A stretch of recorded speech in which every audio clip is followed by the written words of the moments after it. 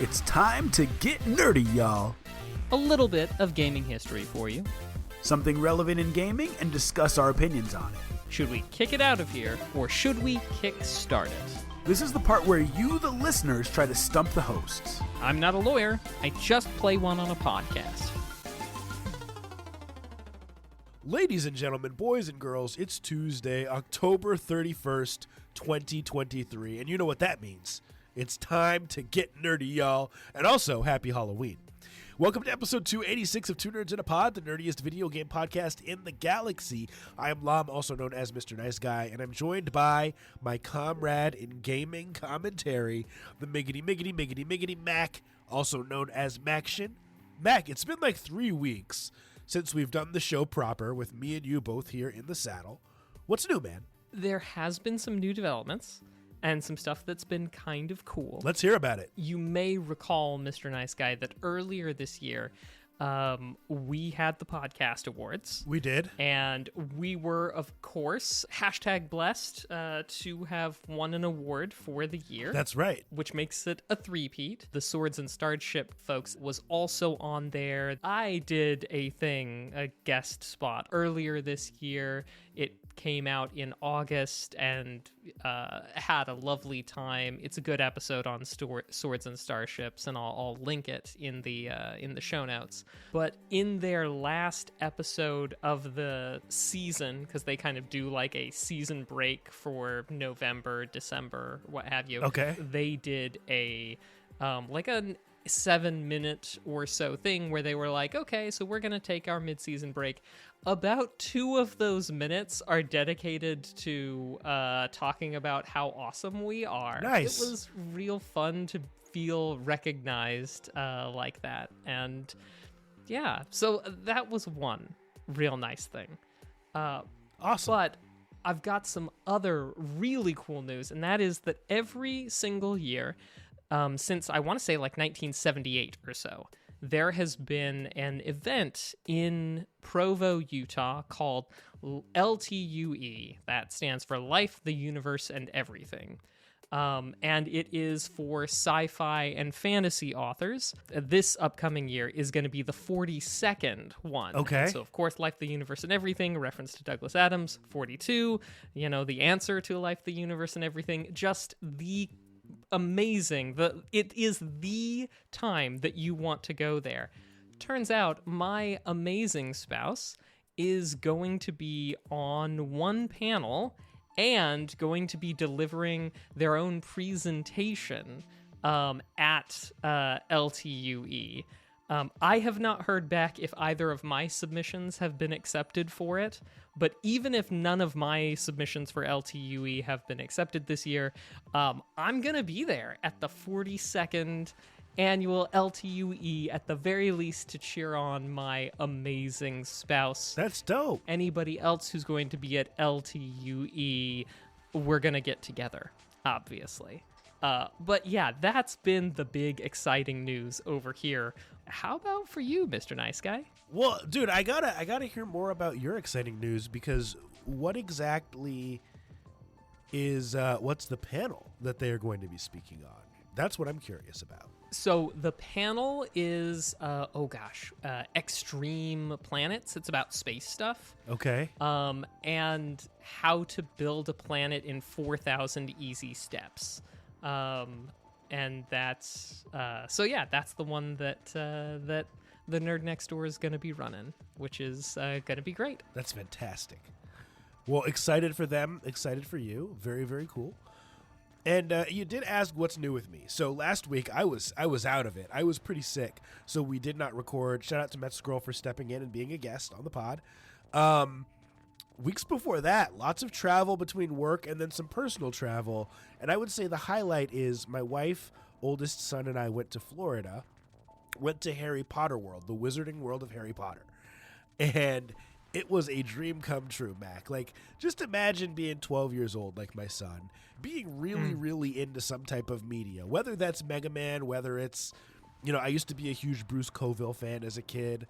Those I Left My Sneakers in Dimension X books were my jam back in the day, or Goosebumps, whatever it was. Imagine being able as a 12-year-old to go visit the world that you've read so much about, have it be so extremely detailed, going on the rides, drinking the butterbeer, eating at the Three Broomsticks restaurant, getting a wand that interacts with the world. Like, these people at Universal Studios have done it all. And so we went and we did that for a couple days. We hit the beaches and the pool. The next day, we did some mini golf. We fed alligators. Obviously, Harry Potter World was the highlight. But that was what I've been up to. That and then some work travel to different places. So life is good, man. If you ever get the chance to go to Harry Potter World, you got to do it. It's great. Well, and I guess perhaps the most important question on today's episode is, did you go trick-or-treating? Yeah, it's funny. It's Halloween, and that was like the least exciting thing over the past 3 weeks. But yeah, the thing about Wisconsin, and I don't know if they do this in every state, is that each city kind of has a different day to go trick-or-treating, and it's not necessarily on Halloween. So some of my friends who live in neighboring cities went trick-or-treating this weekend, which means we got invites to go trick-or-treating various places this weekend. But for us, the city we live in, trick-or-treating was tonight. And so, it was cold, but we went out and we hit several houses. I wore my Angry Bird Halloween costume, and we went out with the kids and had some friends over for pizza and wings. And we did the trick-or-treating thing, and it was great, Mac. Very cool. How about you? Did you go trick-or-treating, Mac? Of course not, Mr. Nice Guy. I didn't really have much of a costume, and I don't have any kids to trick-or-treat with. But you're never too old to go trick-or-treating. Put a pin in that, because we're coming back to that later. We'll come back to it later. For now, I say we do what we do best, and we hop right up in that gaming news. Mac, what do you think about that? Let's do it. Mr. Nice Guy, I've been out of the loop. What's new in video gaming? So much, and thank you everyone for tuning in to episode 286 of Two Nerds in a Pod, either here live or after the fact. So much cool stuff to talk about. This first news article is from Kotaku.com, written by Ethan Gach. It's about Super Smash Bros. And Nintendo, and the tournaments and the restrictions they're placing. Here's what he writes. Nintendo's relationship with the grassroots competitive scene around its Super Smash Bros. Games has never been great, but today it may have hit an all-time low. Fans of the company's enormously popular fighting game franchise are collectively freaking out about a new set of tournament guidelines that some believe would essentially destroy the existing Smash esports scene. Posted on October 24th on Nintendo's UK, Japan, and Nintendo America websites, the rules set strict limits on all community tournaments according to the new guidelines. In addition to being non-profit events, Smash tournaments would also be limited to 200 participants, unable to set prizes above $5,000, unable to have sponsors, and forbidden from using modified versions of Nintendo games like the popular Project M hack of Super Smash Bros. Melee. Mac, here's the interesting thing. Tournament organizers wouldn't even be allowed to sell food, beverages, or merchandise. While the guidelines don't ban all commercial tournaments outright, they do require the companies behind those events to get special licenses directly from Nintendo. However, the company states that it's up to Nintendo's sole discretion whether or not a licensee will be granted to a corporation or organization. This is interesting for a lot of reasons. I mean, I don't think there's really any debate here how we feel about this.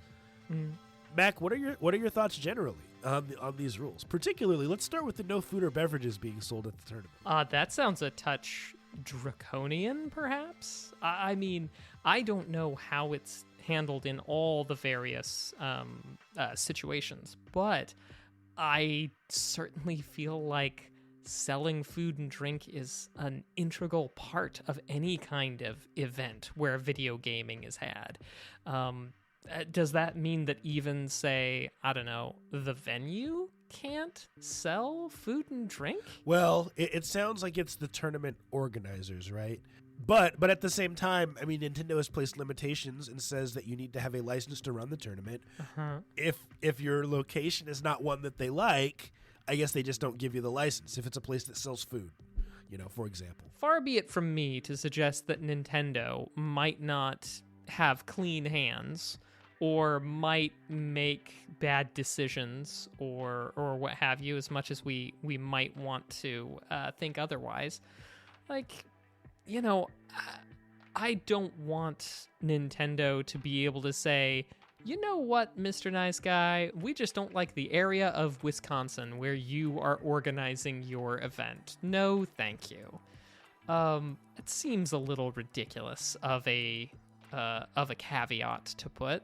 Here's my thing. If Nintendo is going to limit the sale of food and drink at a tournament, to me it implies that they really just don't want tournaments to happen for this game. Mm-hmm. This is not something that they said is across the board for any type of Nintendo tournament, Mario Kart, whatever.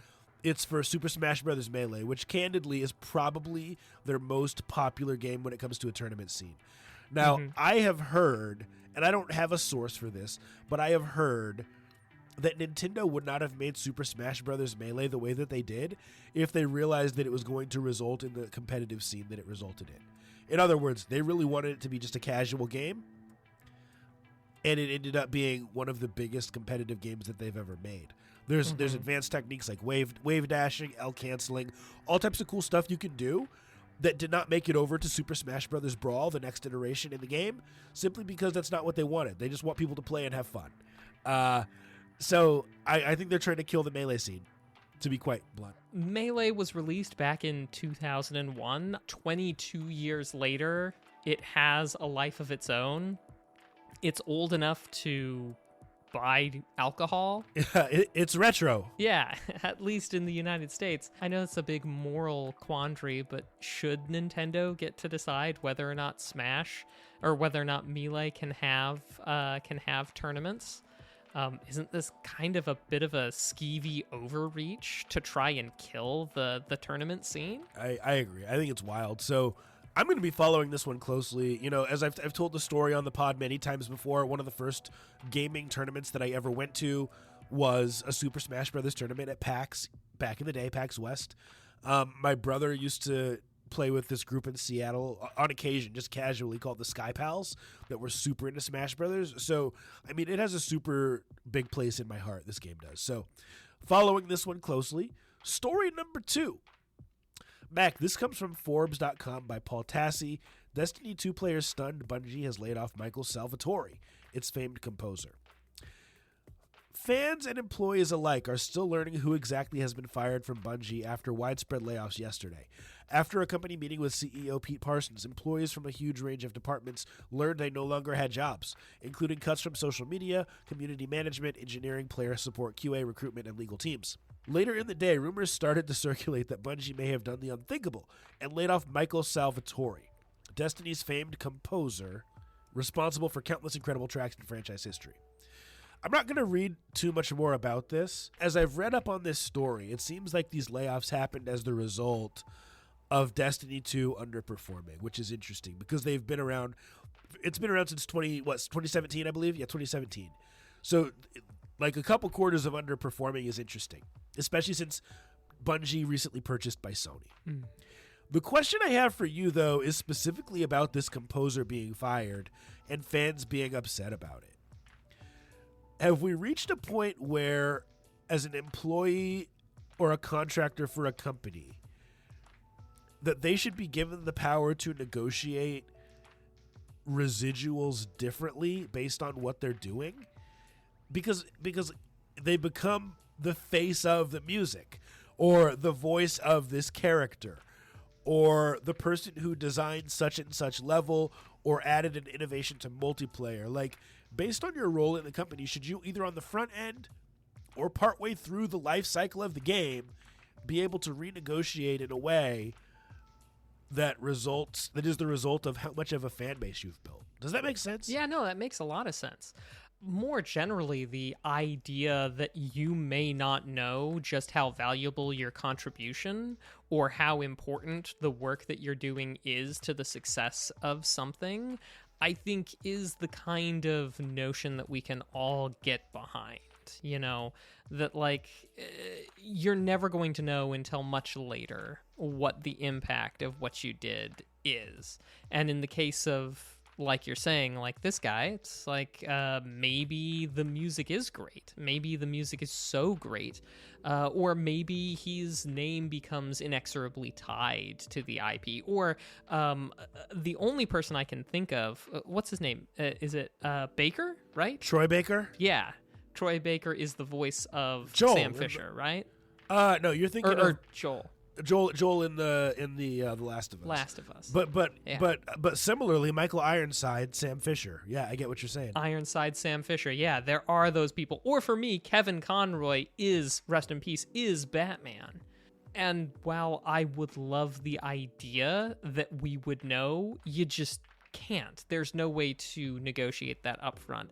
I suppose that you could theoretically use that to leverage better contractual conditions for the next game or for the next contribution that you put in there. But I don't know how you could, as a practical matter, ever try from the side of the creative, try and leverage that in a negotiation. I feel like a corporate person, whoever you're sitting across the table from, would probably just laugh you out. So I don't think it ever could be. But I feel like it would probably be a more equitable world if you could. Well, it's hard, man, because here's the thing. A video game is more than just the sum of its parts. There are so many things that go into making a video game. The voice actors and actresses are often at the forefront of, oh, that was Ashley Johnson, or that was Troy Baker or Michael Ironside or whoever that voiced my favorite character. But the reality is the music is a huge part of the game. The level design is a huge part of the game.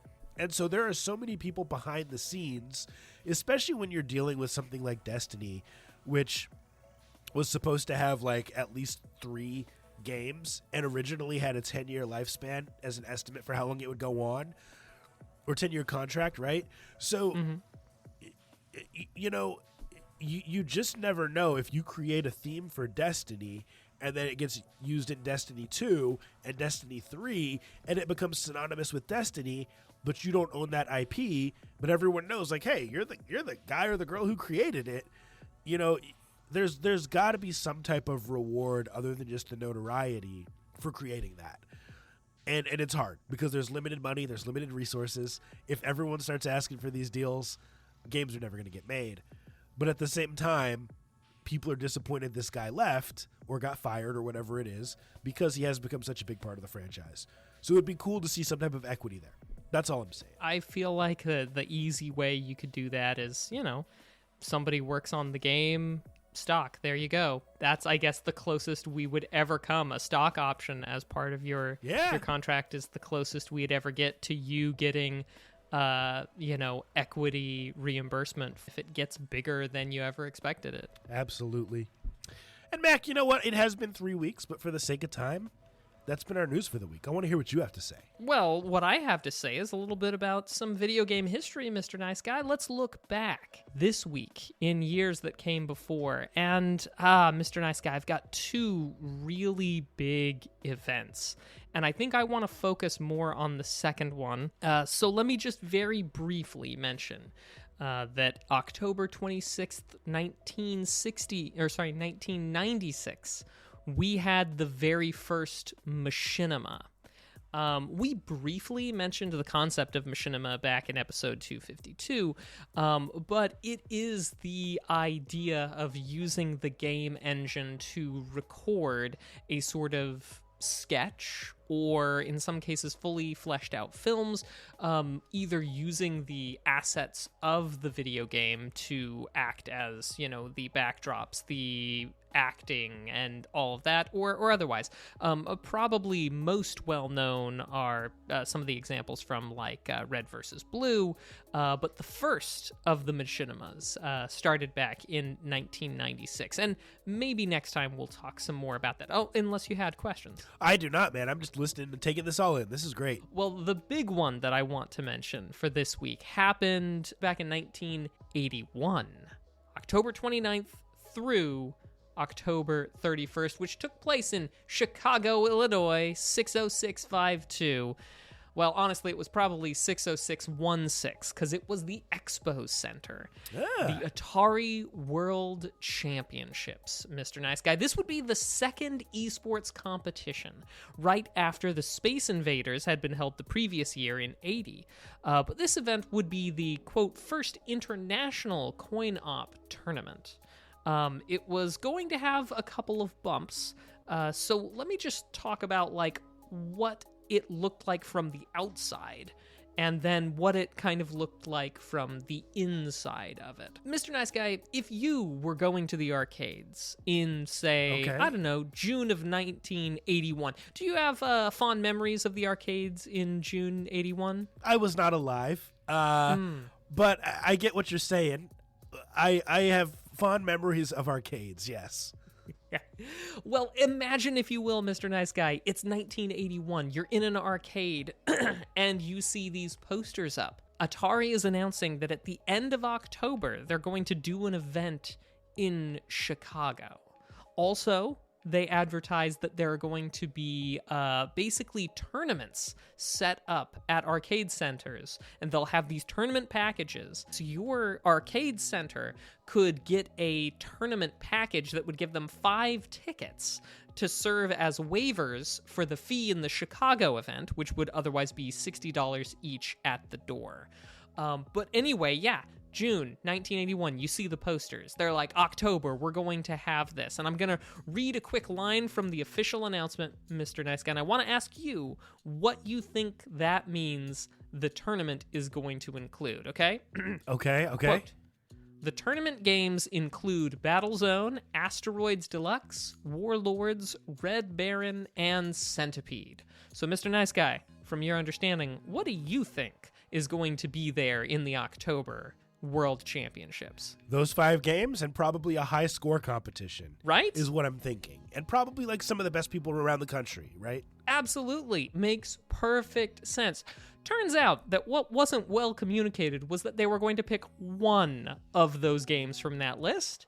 And the one game that they chose was Centipede. And at least some people, including Becky Heineman, the person who she had won the 1980 Space Invaders tournament, showed up thinking that she would be playing some of these other games and maybe even having to defend her title. But it was just a messaging nightmare because some people, came from across the country to be here. Well, they get there at the event. To qualify for the double elimination tournament, you had to first post a high score on one of the machines. They had something in the order of 280 Centipede machines. But the machines were set up to auto-kill you after 3 minutes. Wow. So you only had 3 minutes to post your score. And you could play as much as you wanted that first day. You, Mr. Nice Guy, however, just had to shell out the quarters at 25 cents per attempt. That's right. After paying $60 to get in the doors, Mr. Nice Guy, it wasn't even set to autoplay. So, to get out there to compete, you had to fly yourself out to Chicago, get yourself a place to stay. That's right, because they weren't sponsoring or flying anybody in. If you won a tournament, all that was going to do was give you the ticket that just potentially waived the $60 for that entry fee, and that was it. Probably not the biggest surprise. Well, Mr. Nice Guy, how many people do you think showed up to compete in the tournament? I am going to guess that a lot of people showed up because you listed 5 games. You said that this was showed at multiple arcades and that $125 would get 5 people in per arcade. So I'm going to guess there were probably dozens of people that showed up, if not more. Dozens! You would be right, Mr. Nice Guy. About 140 people showed up to compete in the tournament there. So definitely falls into dozens, nearly 12 dozen, a matter of fact. But significantly fewer than the organizers were hoping or expecting for, because they had, after all, 280 Centipede machines in the Central Hall. But there was another interesting thing there at the convention center.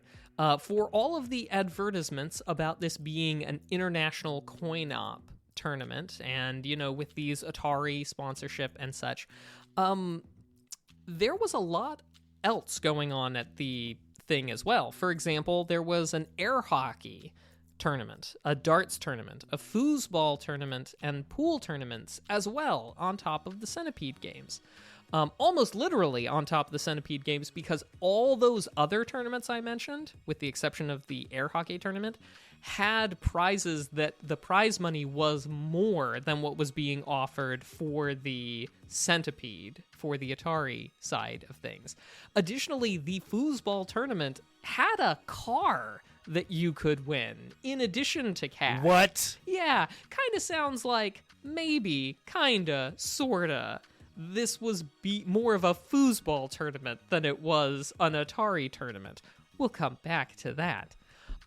Total prize money across all these events, $400,000 divvied up, with a mere $50,000 going to the winner of the Centipede tournament. Which I've got to point out, just as a quick callback, that just goes to show how absurd it is that Nintendo's trying to limit Smash tournaments to $5,000. Yeah. Because we're talking about $50,000 back in 1981 compared to $5,000 today. I just wanted to point that out. Very good point, Mr. Nice Guy.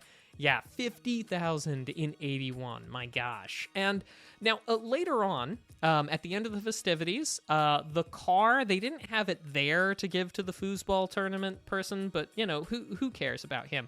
What we care about is the Centipede tournament. Unfortunately, the checks for the winners of the tournaments, their respective tournaments, their checks bounced. Also, not a very good look for their prize winnings. As a result of all of this, I think you can imagine that Atari would later claim to have had very little involvement in all of this, past agreeing to allow the tournament to happen and approving a single advertisement and kicking in a couple bucks to help. Might be the PR company trying to spin a very bad thing. Who's to know for sure? However, at least one reporting of events is that while the checks bounced for the winners of the Centipede tournaments, that Atari did pay them out of pocket when their paychecks bounced, because they were like, oh my gosh, we can't let this stand. So they wound up paying those checks. Turns out the tournament itself was being run by this company out of Seattle, called Tournament Games. A company that at the time sold foosball tables and primarily did... Wow, go figure. Yeah, go figure. I think it explains a little bit about why, maybe, kind of, sort of, it felt a whole heck of a lot more like a foosball and pool tournament than an Atari thing. Now, the organizer was basically deeply in debt the whole time and kept doing a sort of leveraging, oh, well, we'll have this money once the people are paying to get in. And then with so few people coming to participate, it just wound up, I mean, I'm sure he did other things, but I couldn't find any. Nonetheless, though, it could quite possibly be one of the worst run, gaming tournaments in history, at least that I know of so far. And we owe it all to Chicago, Illinois, 1981. Thanks, 60616, for being at the top of the bottom. Love it. That's a super interesting story, man. Thanks for saying so, man. Absolutely, brother. Yeah, it was, there's a lot more going on there, but I didn't want to take up more than 7 or 8 minutes on it, but wild that you would have those sorts of things. And the real interesting thing is that I was able to find side by side some posters of what the Atari approved advertisement that was posted in arcades versus what the posters were at the event, that very much have the Atari thing in kind of the bottom left hand corner. I can imagine a bunch of people showing up the expo center and being this is the place? This is what we're doing? I mean, that's how I'd feel. On a lesser level, it reminds me of when we went to the Midwest Gaming Classic, and there was supposed to be a Super Mario Brothers 3. When you went to the Midwest Gaming Classic. Oh, that's right. You weren't with me. I went to it. And there was supposed to be a Super Mario Brothers 3 tournament, and it was advertised as get to the end of the level as fast as you can. But then when we got there, they were like, oh, you also have to try to get the highest score possible. And so I had spent a couple days just going through the first level, trying to do it as quickly as possible, speedrun it.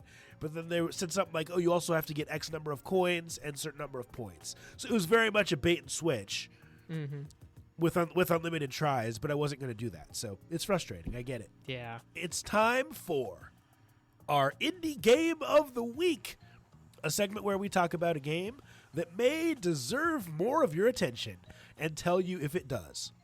And Mac, this week we have one that's kind of a success story. It's a game called Vernal Edge. Now, you have a better memory of these things than I do. This is one we talked about back in the day, right? Yeah, it's true. We first mentioned it back in episode 141. And while, as part of the Kicker Kickstart, and while I did mention at the time that I was biased toward the project, and that has not changed, thrilled that it finished strong. As per the Kickstarter, it was supposed to deliver in September of 2022, and actually released March of this year, 2023, which is that's not bad as far as Kickstarters go. 6 months is not a bad, a bad thing for Kickstarter projects to deliver on that. Yeah, 100%. So kind of cool. This is another one that we started from the bottom. Now we here, right? We talked about it back in the day, and they were kind enough to send us copies for review. So here's the lowdown on Vernal Edge on Steam. Vernal Edge is a 2D action-packed Metroidvania featuring an intense combat system, tight platforming sequences, and a powerful story of rivalry, revenge, and growth. Mac, it currently sits at a mostly positive rating on Steam with 268 reviews. Those are user reviews. As you said, March 14th, 2023 is the release date. Developer is Hello Penguin Team LLC. Publisher is PID Games. And the price of Vernal Edge on Steam is $16.99. Mac, what did you think of this Metroidvania? Loved it, dude. There was some things that I really felt like I didn't quite didn't zero in on until much later in the game. Like I was still acquainting myself with the movement mechanics in a lot of ways. It was the type of thing that very much felt Devil May Cry inspired by the combat, juggling enemies up in the air. And honestly, I feel ashamed to say this, but I think I was probably only had a quarter of the game left before I really figured out how to effectively heal while in combat. Because you don't get health potions. What you get is a sort of ethereal sword that you can put into an enemy, build up your sort of rage meter, if you will, and then make an attack that winds up drawing essence out and healing you.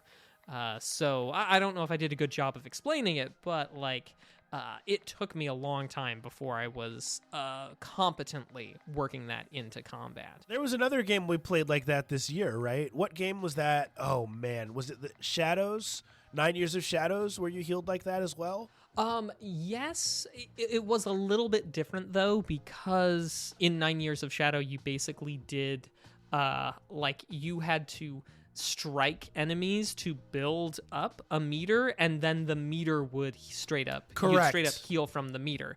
Whereas this one, it does actually do some damage. So you can build up the meter and then do some damage and heal yourself from them. So it felt a little bit less, and you didn't use the meter also for projectiles. So one thing I would say that was something that bugged me about 9 Years of Shadow was that, you had to decide between, am I going to heal myself or am I going to ranged attack? Right. Which this one wasn't that really the same consideration. So I liked this type of combat a bit better. Nice. So I have thoughts on the game too, but I don't want to get in the way of you finishing your thoughts. What else did you think? Like, this obviously sounds like a game you enjoyed that you recommend.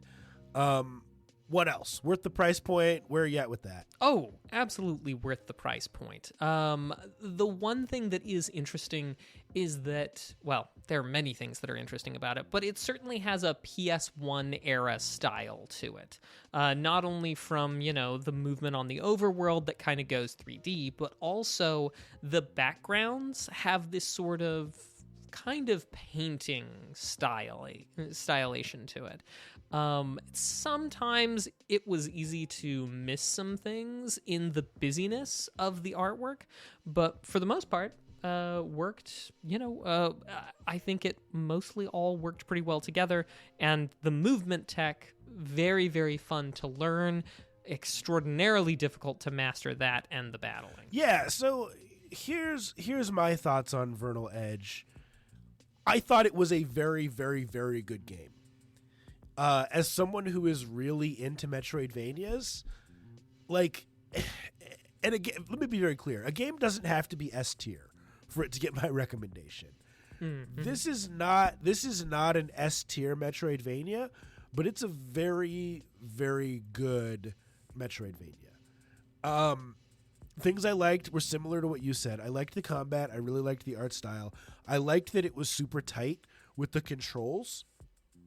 What I did not like was some of the movement mechanics in terms of travel. So traveling in between worlds, for example, like you get in a boat and you're going from one island to another. I just didn't like that. I felt like it was unorganized. I almost wished that they would have set it up in more of like a Super Mario style map, which I know is archaic to some.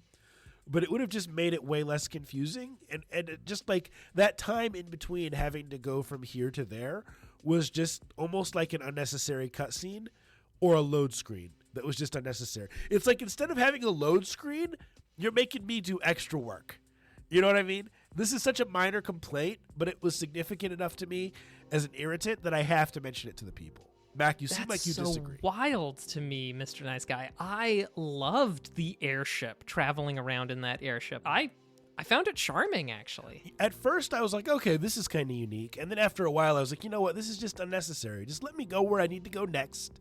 And there were a couple times where maybe it's just because I'm dumb. No. I would go to the wrong place, and I'd be like, oh, this isn't where I wanted to be. And so then I'd have to go back and go to where I actually wanted to be. And to me, it was just a completely unnecessary mechanic. Now, I will say, I liked the boss fights, I liked the character fights, and I liked the fact that there were non-boss characters that were more than just like a two-hit kill. You know what I mean? Sometimes Metroidvania, and I even felt this way with Lone Fungus a little bit, which is one of my favorite indie games of the year. I felt like there were some characters in there that were there as filler. That you'd kill them and then you'd go somewhere and then they'd respawn and you'd kill them again, and it was just completely unnecessary. I felt like this game had a lot less of that, and the characters the enemies, I should say, that you were fighting all had like a certain level of intelligence and a certain level of difficulty that was not just filler. And so I really liked that about it. I enjoyed a lot about this game. It took me a while to get situated. But one of the things that I really enjoyed was that there were places that you had to return to later, but you didn't have like quest markers, or you didn't have like things to direct you. So I had a little notebook, a little memo book that I was just keeping notes in about, quest objectives that I knew I would have to come back to later. Or it's just like, oh, well, that's interesting. I can interact with this, but I can't read it. Probably going to need to come back here later. That was quite enjoyable. But then again, I kind of dig that old school going to pen and paper type route. Mr. Nice Guy, did any of that? Was that kind of frustrating for you, or did you feel like me? No, I did a similar thing. I did it on my phone. And not that it makes a difference. I mean, it's apples, right? It's tomato, right? But I guess to me, we have passed the point in gaming where that should be necessary. As much as it was an irritant to me that I had to backtrack, I would say that was an irritant on a similar level, where I just don't feel like that was necessary. And to me, it's little things like that that stop a Metroidvania from being, B tier versus A tier. So I agree. It was frustrating. But here's what I want to say. This game does enough right that I'm willing to recommend this without reservation to any of our people. And I also, I don't know if it was a strategic move or how they came up with the price of $16.99. This game easily could have gone the route of being $19.99 or being $24.99, and I think that it probably would have still sold quite a bit. But there's something about being a Metroidvania with this amount of depth and breadth that is $16.99 under that $20 mark that makes it more worth it in my mind. That's a consumer-friendly move. And so I really liked that about it. And then, you combine it with a Steam sale, and you're walking away for a really good game for a good price. 110%. I loved it. I would still enjoy it even if it was selling at 20. I would just say to anybody who's going to take this up, look, get yourself a sheet of paper or a little notepad. It'll come in handy. And also, think a little bit differently about the way that you combat. Maybe you might find that you can juggle some guys pretty fun. And it is kind of fun to knock somebody into a slope and have them bounce up in the air and then just juggle them for a little while so they can't gain their footing. There's a lot of fun in this game, and I think you said it best, Mr. Nice Guy. There's a lot that they do right in this, and yeah, it's fantastic. Yeah. And hey, I gotta say, a shout out to the creators for, when we reached out and said, hey, we talked about this, 100 episodes ago on our weekly podcast, right? And then when you were in your Kickstarter phase and then being like, oh yeah, we remember, and then giving us copies. It's super cool to see these games come full circle and be successful.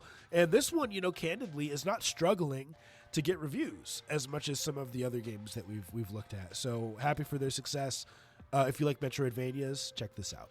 And that has been Indie Game of the Week. All right, well, Mr. Nice Guy, let's keep it rolling with a kick or kickstart. You guys know how this works.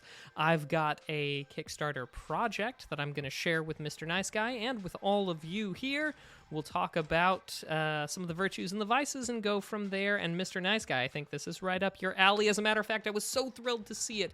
Hey, so it had a $25,000 goal. It's called the Source System. They blew past that goal in an hour. $69 minimum buy-in, delivery August of next year. So the first thing to point out is that this is incredibly similar, but not compatible with HeroScape tiles. So a few words about HeroScape. Mr. Nice Guy, you're a fan of HeroScape, right? Huge fan of HeroScape. This is exciting. So Hasbro, in late 2022, they had stopped producing HeroScape, I think back in 2010 or whatever. But in late 2022, they said they were going to bring it back with the new set.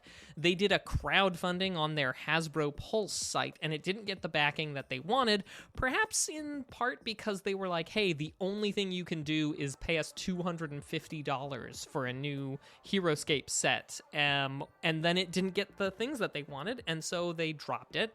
Over the summer, though, another crew, Renegade Games, announced that they had secured the rights from Hasbro to make more HeroScape sets. So while there is, and I can't emphasize this enough, there is no way to get HeroScape stuff currently except for secondhand, but there's another thing that might be giving us HeroScape in the future, but then again, it might not happen. So enough about HeroScape and the shadow that this project lives in. What is this? Source is a two-parter. It is the Source system, which is the hexes and the terrain, much like HeroScape, meant to be a sort of tabletop thing where you can build a terrain, move around on it, kind of like a battle map. But it's also a platform for you to do things. And Time Strike is the launch game for this. And you can more or less buy these things independently if you want, with the tiers or the add-on. You can get just all the hexes in the terrain and not get their time strike game. And I think that's a big plus. So I crunched the numbers, and what you get from their starter set that's $69 is about what you would have gotten terrain-wise from the same starter set in Heroescape. You can kind of scale this up anywhere between $69 and all the way to $900, depending upon how much stuff you want. If you want to get like 8 sets so that you've got huge expansive things, you can even go up that. $45 is what they're asking for their launch game, the Time Strike, which has a sort of terrain shifting boss style battle of things that's going on with it. And like I said, delivery August of next year. I think that kind of encapsulates most of what to say about this. Mr. Nice Guy, anything that jumps out to you, Mr. Superfan? Yeah, so I'm just thinking about this logically. Like, the thing that frustrates me the most about Heroescape is, I tried playing it with my kids as recently as probably 2.5 years ago. Mm-hmm. Those tiles, they get stepped on, they get broken, right? So the durability was an issue. Now, when I look at the price point here, I don't think $69 is unrealistic to get the terrain. I just don't know why you'd buy only the terrain unless you already have a bunch of the pieces, like I do, right? The character pieces. Mm-hmm. When I look at the $99 bundle, it's the game that no one has heard of until now. It is their new game. And so, like, a game with no fan base, and you're expected to play it in person with your friends. And part of me wonders, Mac, if we have gone past playing this type of stuff in person. I think that COVID really changed a lot of the way that people play. I know that there's people who play Warhammer, and they paint the pieces, and they go to card shops, and they do that, and that's great. But there's a little game called Tabletop Simulator. And you and I both have a copy, and we've played it together, and it's phenomenal. And I just wonder if Heroescape failed in its resurgence in part due to the fact that people have moved on. Now, this Kickstarter is already fully funded, so I guess there's an audience. But I just wonder for guys like us, 30-somethings who, are buying these, like, do we have the time to set it up? The space for many people to set it up, right? That could be an issue for some. And then the number of friends who want to come over and play this in person for it to actually get enough use. That's my concern. So I can't speak to all of those because I don't know about you, but I do have friends, Mr. Nice Guy. But I feel those words deep in my soul because probably about a month and a half ago, I walked into a Goodwill and there was a Heroescape starter set, not complete in box. It was in like a milk crate that had been, packaging taped over.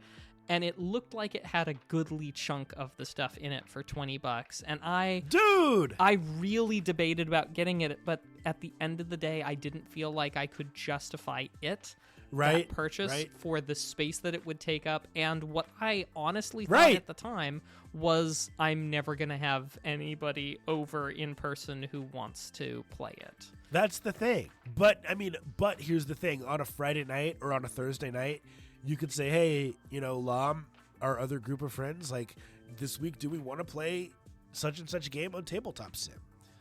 And if that requires a buy-in of $7 for us to be able to play it, like, I know Ishmobile has purchased, what's it called? Zombicide? Yeah, Zombicide in Tabletop Sim, and we've played that. And it probably cost him much less to purchase it that way than it would have to purchase the full game.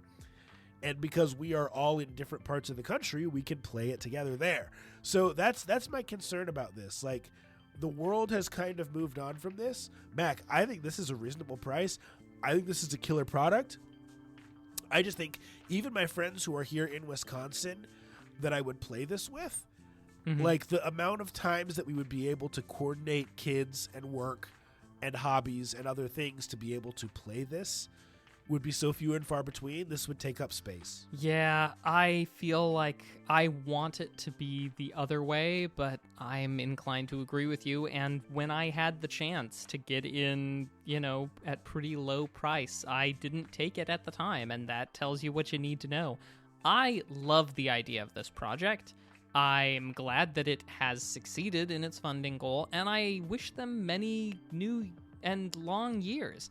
I hope that maybe sometime in the future we can get our hands on this and play it, because it'll still be offered, unlike Heroscape.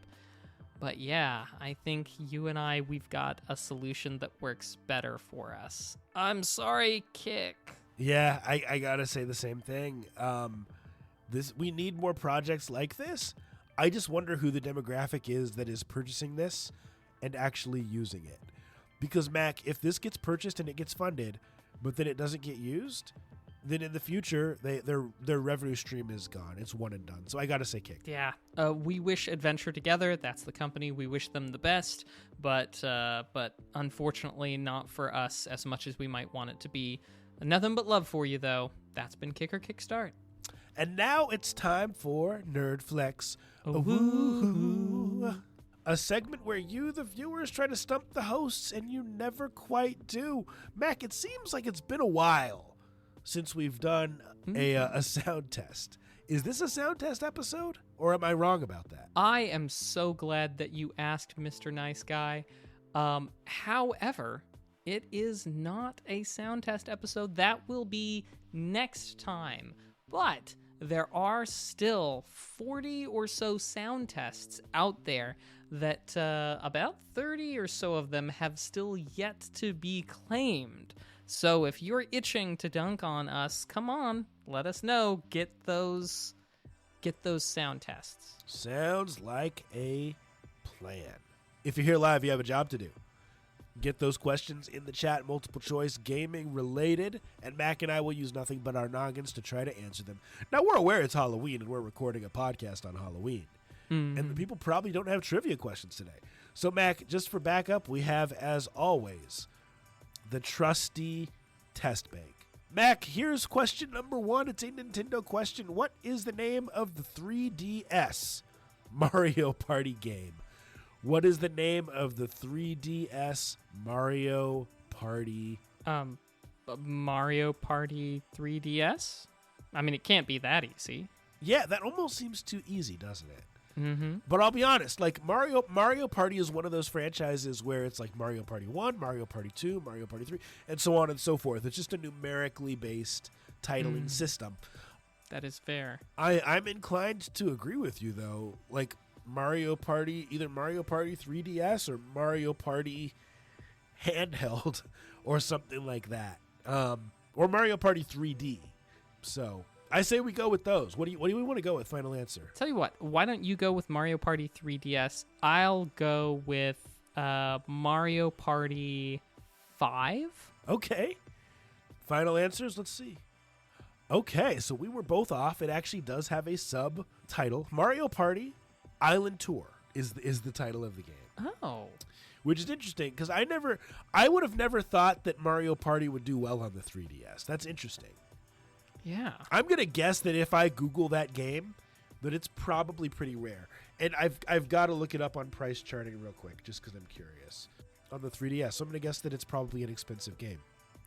Wow, it's not, Mac. It is loose, $11.49. That's not bad at all. Well, let's keep things moving. We do have a question from Galvatron in the chat. He asks, how many years has Charles Martinet voiced Mario? Ooh. He's got a range from 10 to 50 years in 5-year increments. So let's see. We didn't really have a voice for Mario when Mario first came out in the mid-'80s. So I think we don't have to go quite that far back. I think Charles Martinet voiced Mario in Super Mario 64.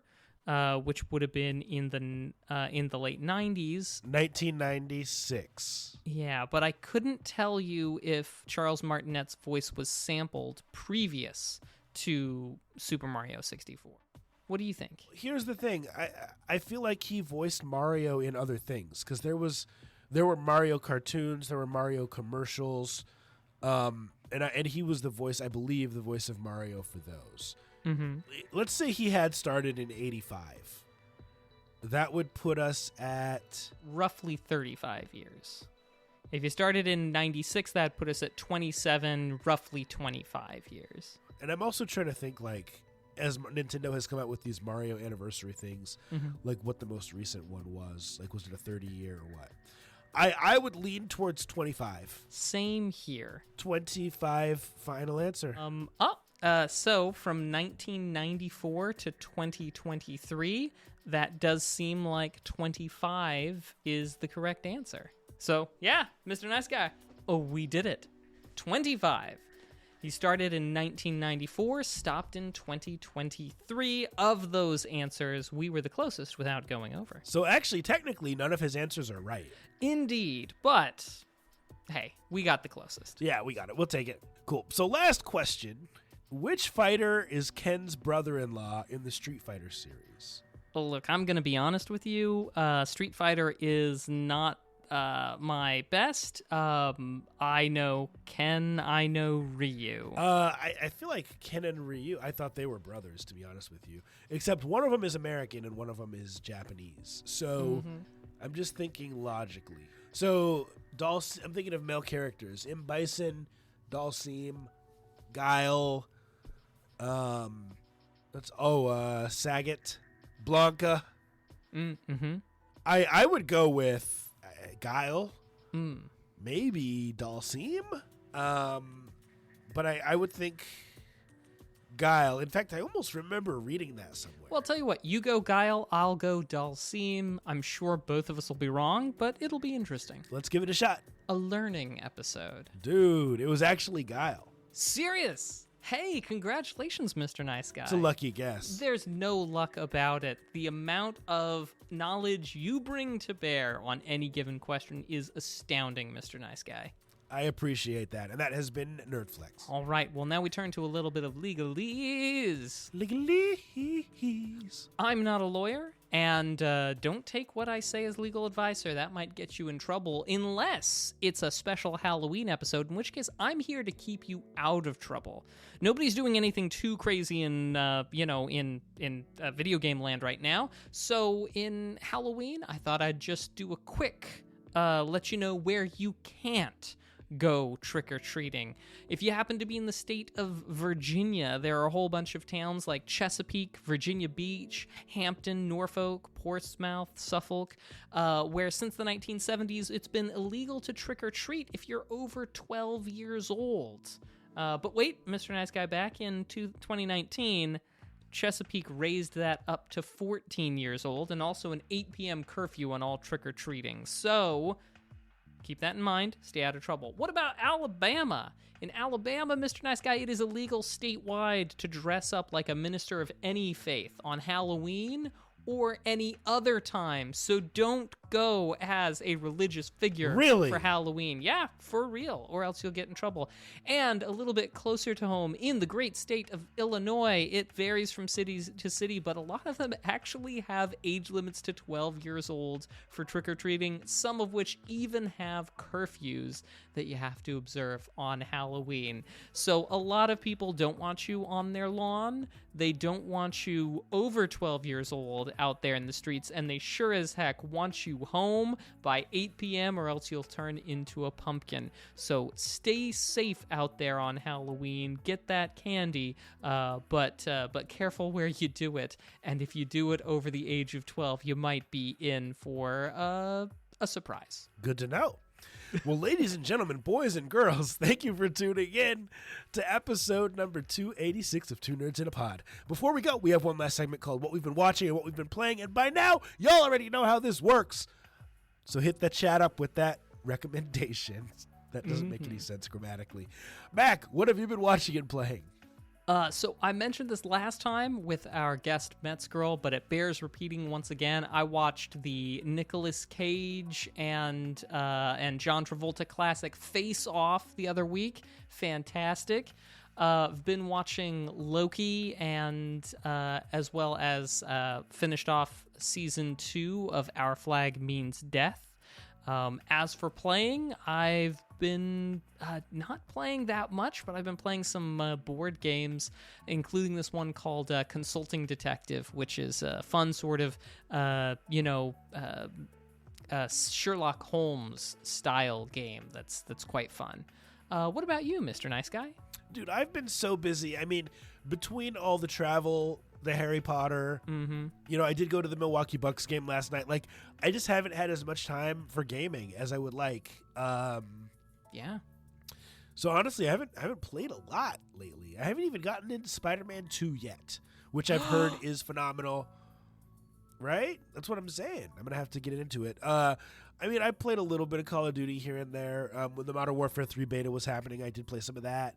And still working on Tears of the Kingdom, but just haven't really put in a ton of time. As far as watching, though, been trying to get caught up on all the Marvel stuff I have not yet seen. And YouTube. And that's pretty much it. Boring couple weeks for me. Well, Mac, people are slowly typing things into the chat. What are people into there?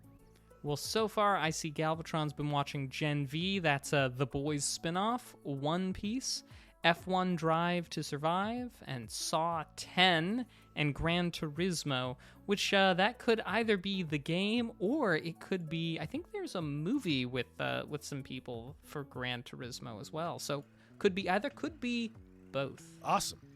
Well, Mac, why don't you take us home, buddy? All right. Thanks, everybody, for coming out and being a part of the show.